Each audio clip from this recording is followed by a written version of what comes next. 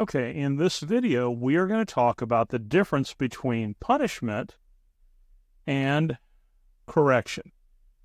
Now, when it comes to punishment, I've kind of come up with my own um, definition. And in our way of looking at things for this course, punishment is when you vent your negative emotions on a bad situation. That means you come home, you find urine and stool all over the crate, all over your dog.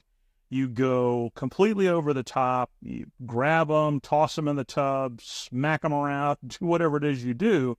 But when you get done, you feel bad. You know that you've gone over the top. You know that you took things a little bit too far, or you're just so wound up about it.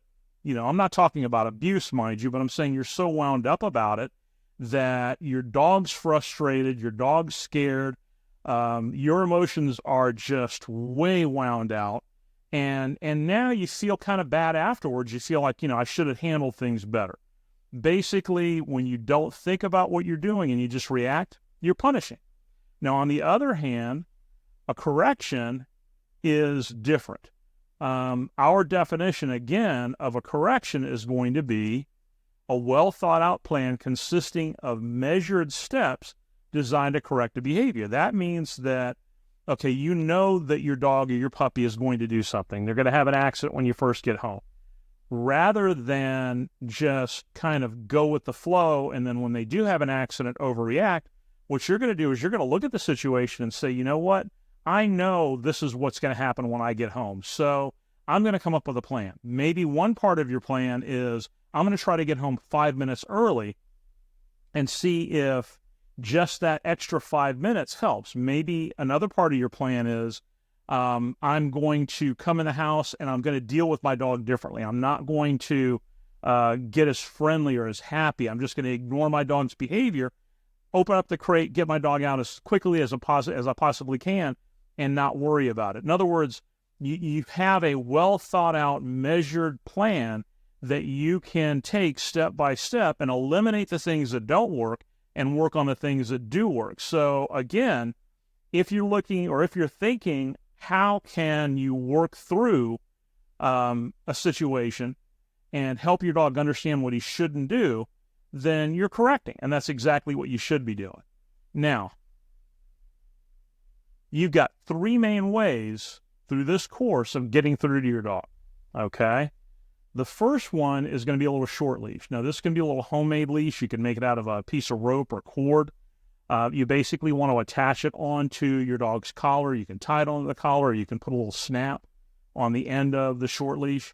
But the idea here is, and you can even get like a dollar leash at the dollar store, but the idea here is you're going to have your puppy or your dog, anytime you're home with them, running around with this little short leash dragging.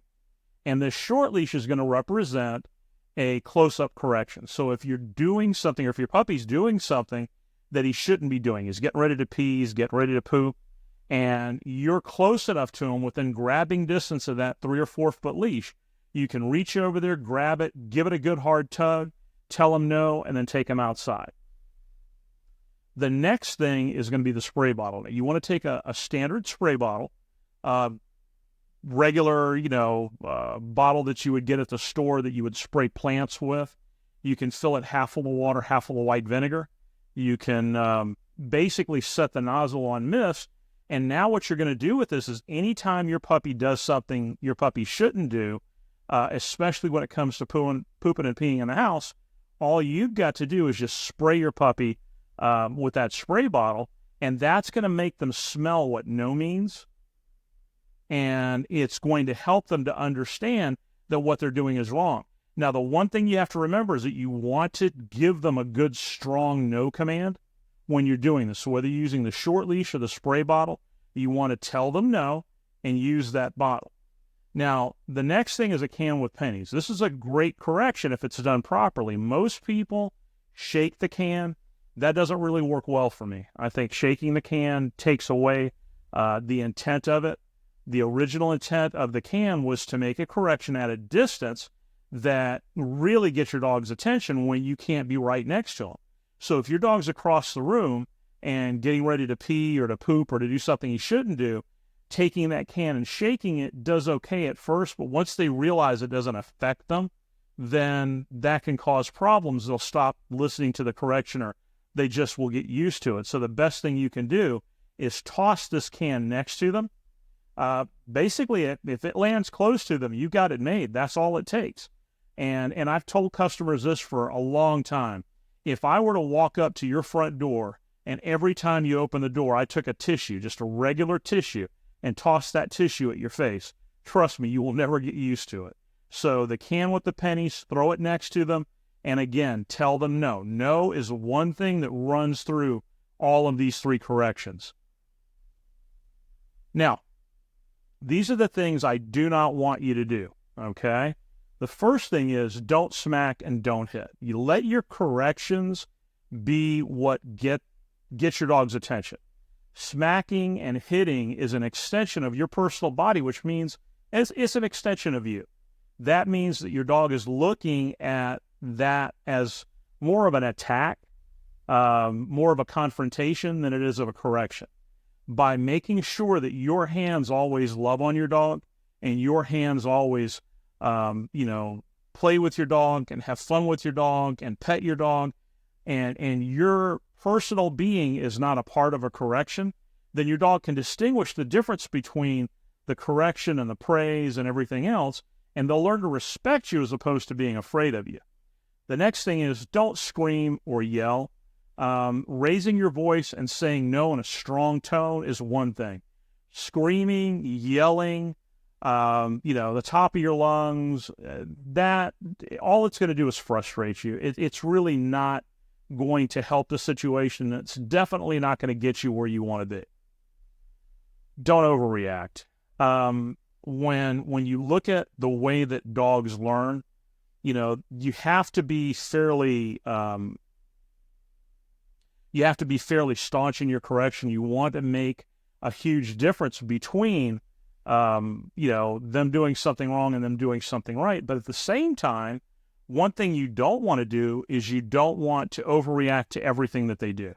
So let's say, for example, your dog peed on the floor because it just got up from a nap. Let's say it's a puppy, and it peed on the floor, and it didn't understand that it needed to go straight outside.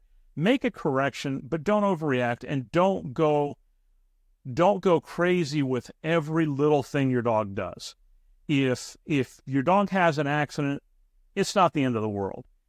Even 2 or 3 accidents during this course is not going to kill the course. Try to relax.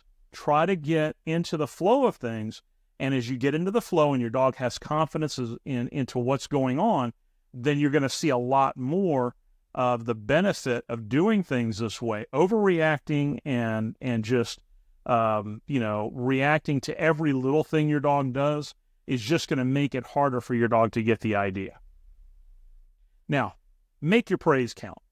One of the things that I've tried to tell people for a long time is you need to show your dog what it is you want your dog to do. So if, let's say, for example, I see that my dog has just gotten up from a nap, let's say it's a puppy again, and all of a sudden my puppy gets up and walks to the door, and I see that my puppy is wanting to go outside, I'm not just going to open the door. I'm going to get in there and I'm going to love on my dog. I'm going to praise my dog and get my dog outside and let my dog know, look, that's exactly what I wanted from you. That's perfect. Show your dog what it is you want them to do. When you make a correction, your correction should take no longer than a second. When you praise your dog, you should praise for at least 10 seconds. This way your dog gets 10 times more praise than correction. That's going to really show your dog that you can be trusted and that there's a reward for doing the right thing. If you do what I call redneck praise, where your dog has done the most phenomenal job in the world, gone out, spent 16 hours in the house by itself without pooping or peeing, and when you let the dog outside, he goes to the neighbor's house and saves his son from drowning in the pool before he goes to the bathroom, and all you do is look at him and go, good dog. That's not really what you want. You want to love on your dog. You want to say you are the best dog in the world. You want to praise your dog. And notice I am not saying giving your dog treats.